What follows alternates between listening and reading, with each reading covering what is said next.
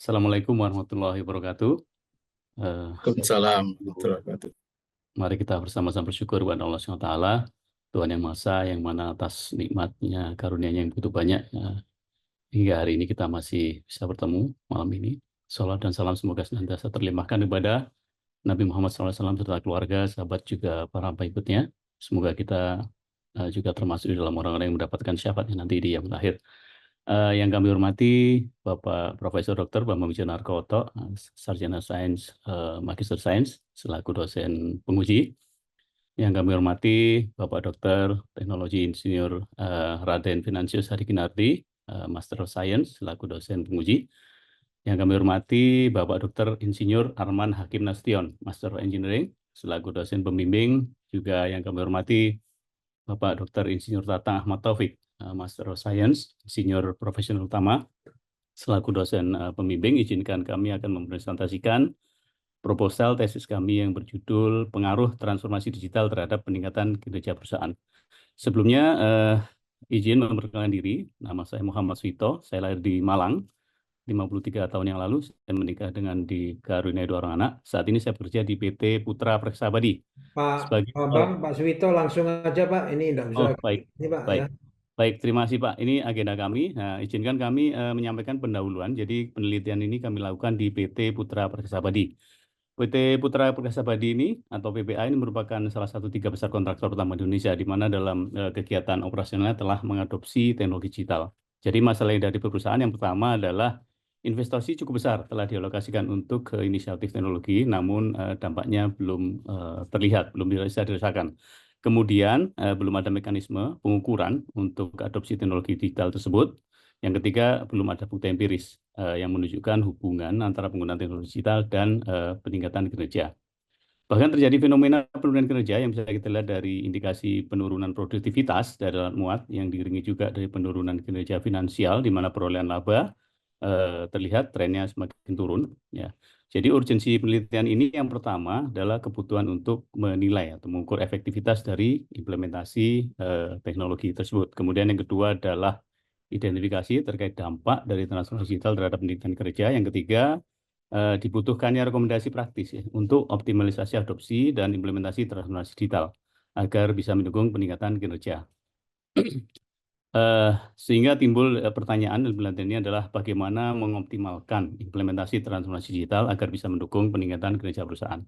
Perumusan masalah dari penelitian ini yang pertama adalah bagaimana pengaruh transformasi digital terhadap kinerja perusahaan, kemudian apakah ada faktor-faktor lain yang berpengaruh langsung maupun memoderasi ya pengaruh transformasi digital terhadap kinerja perusahaan, kemudian ketiga bagaimana optimalisasi dari implementasi transformasi digital agar bisa mendukung peningkatan kinerja.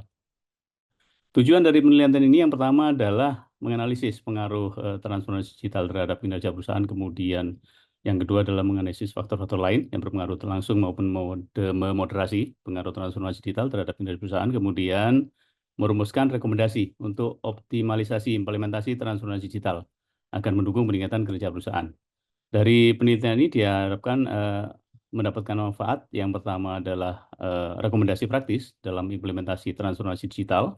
Kemudian yang kedua adalah memberikan tambahan teori serta pengetahuan mengenai penerapan transformasi digital di PPA. Ruang lingkup penelitian ini yang pertama adalah lokasi penelitian di PT Putra Praksabadi, kemudian populasi yang diamati adalah karyawan di PPA dengan jabatan pengawas hingga level direktur, kemudian waktu penelitian adalah 3 bulan dari Juli hingga September 2024. Objek penelitiannya adalah implementasi transformasi digital di PPA. Izinkan kami melanjutkan dengan kajian pustaka. Yang pertama terkait dengan variabel transformasi digital. Ini merupakan proses perubahan fundamental dalam organisasi yang dipicu oleh teknologi ini menurut Handel dan kawan-kawan, di mana dimensinya adalah strategi digital, kemudian teknologi, bisnis proses, dan budaya organisasi. Selanjutnya, variabel kinerja perusahaan. Ini merupakan hasil akhir dari kegiatan perusahaan yang mencerminkan efektivitas strategi dan operasinya, yang diukur melalui indikator finansial dan non-finansial. Ini menurut March dan Sutton, di mana dimensinya adalah kinerja keuangan, kinerja pasar, kinerja operasional, dan kinerja sosial. Selanjutnya, kepemimpinan transformasional. Ini adalah kepemimpinan yang berfokus pada peningkatan motivasi, moral, dan kinerja pengikut mereka. Ini menurut Bas dan Rikio, di mana dimensinya adalah pengaruh idealis, motivasi inspirasional, kemudian stimulasi intelektual, dan pertimbangan individual. Yang berikutnya adalah kepercayaan karyawan. Ini adalah kepercayaan ini didefinisikan sebagai keinginan satu pihak untuk rentan terhadap tindakan pihak lain berdasarkan ekspektasi bahwa pihak lain akan melakukan tindakan tertentu yang penting bagi pertama. Ini menurut Mayer dan kawan-kawan. Dimensinya adalah yang pertama integritas, kedua potensi, ketiga keadilan, keempat loyalitas, dan kelima keandalan. Variabel berikutnya adalah efikasi diri. Ini menurut Feng, ini adalah efikasi diri merujuk pada keyakinan individu mengenai kemampuan mereka untuk menyelesaikan tugas atau mencapai tujuan dan berfokus pada keyakinan tentang apa yang dapat dicapai. Kemudian dimensi dari efikasi diri ini adalah keyakinan dalam kemampuan, kemudian ketekunan dalam menghadapi tantangan, ketiga regulasi diri, keempat pengaruh lingkungan, kelima pengaruh sosial, dan keenam pengalaman emosional dan fisiologis. Selanjutnya, variabel ketidakpastian lingkungan. Ini menurut Lawrence dan Lodge, ini adalah derajat perubahan dan kompleksitas dalam lingkungan eksternal yang dihadapi oleh organisasi, di mana dimensinya adalah ketidakpastian keadaan, kompleksitas lingkungan, modifikasi lingkungan, dan ketidakpastian dampak. Dalam penelitian ini, kami menggunakan pendekatan SAM, tepatnya Partialist Square Structural Execution Model atau PLSM. Ini menurut Hare adalah pemodelan persamaan struktural berbasis varians, terutama digunakan untuk penelitian eksploratif dan pengembangan teori. PLSM ini dipilih karena yang pertama ketika penelitian itu adalah memprediksi kontrak penggerak utama, kemudian model strukturnya kompleks, kemudian ukuran sampel kecil, dan atau datanya tidak terdistribusi dengan normal. Juga jika penelitian itu menggunakan skor variabel laten. Beberapa penelitian terdahulu kami pelajari, sekitar ada 20 penelitian begini, kita tampilkan beberapa di sini. Yang pertama adalah oleh Kuhn, ini dengan judul The Effect of Digital Transformation on Firm Performance in the Uncertain Environment dengan metode penelitian kuantitatif kuesioner, analisa yang menggunakan SAM dan AMOS. Temuannya adalah transformasi digital mempengaruhi kinerja keuangan dan operasional, kemudian ketidakpastian lingkungan memperkuat hubungan antara transformasi digital dan kinerja keuangan. Kemudian penelitian kedua oleh Zhang, ini judulnya dengan judul How Digital Transformation Improve Organizational Resilience. Metode penelitiannya adalah mix, yaitu dengan kuesioner, dan ada FGD juga di sini. Analisis menggunakan FSQCA dan SAM. Hasil temuannya adalah transformasi digital berpengaruh positif terhadap ketahanan organisasi. Demikian juga inovasi memoderasi pengaruh transformasi digital terhadap ketahanan organisasi. Yang berikutnya yang ketiga penelitian oleh Anupong, ini dengan judul The Impact of Digital Transformation to Business Performance in Thailand 4.0 Era. Ini metode penelitian adalah kuantitatif dengan kuesioner, dengan analisis juga menggunakan SAM. Temuannya adalah transformasi digital berpengaruh terhadap kinerja bisnis secara positif ya. Kemudian kesiapan digital berpengaruh positif terhadap transformasi digital. Penelitian berikutnya adalah oleh Mubarak, ini dengan judul The Impact of Digital Transformation on Business Performance. Metode penelitian adalah kuantitatif dengan kuesioner menggunakan analisis SPSS. Temuannya adalah Big Data, Cyber Physical System, dan Interoperability secara signifikan berperan meningkatkan kinerja SMEs atau UMKM. Dari beberapa penelitian yang kami amati, kami memilih penelitian yang dilakukan oleh Kuhn sebagai referensi utama karena relevansinya yang cukup dekat dengan permasalahan kami dalam hal kesesuaian business case, kemudian variabel penelitian, dan juga metode penelitian serta kebaruannya.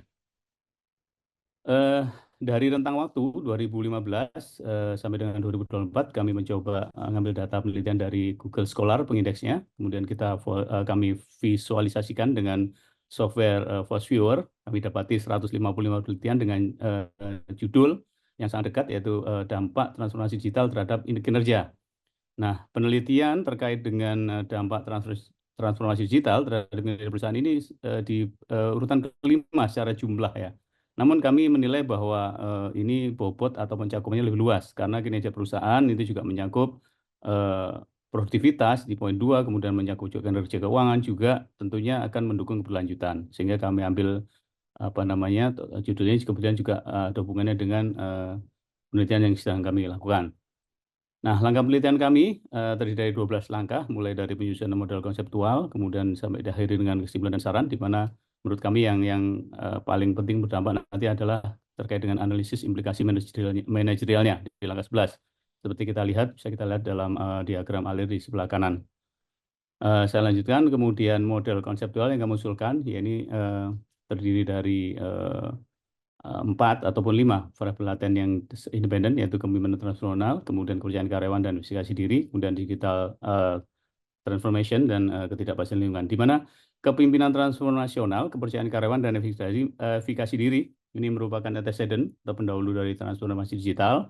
Kemudian transformasi digital berpengaruh terhadap kinerja perusahaan, baik secara langsung maupun dimoderasi oleh ketidakpastian lingkungan.